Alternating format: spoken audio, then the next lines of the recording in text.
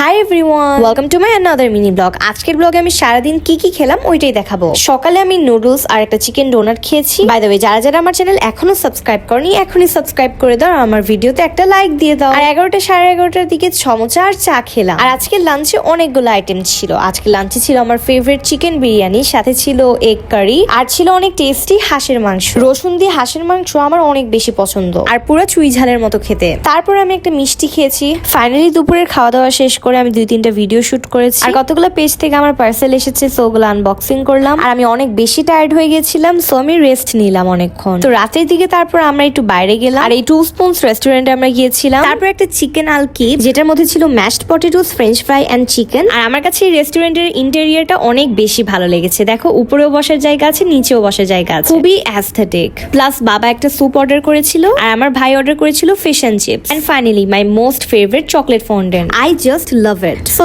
আজকের মতো এই পর্যন্তই। কমেন্ট করে জানাবে তোমাদের মিনি ব্লগটা কেমন লেগেছে। বাই।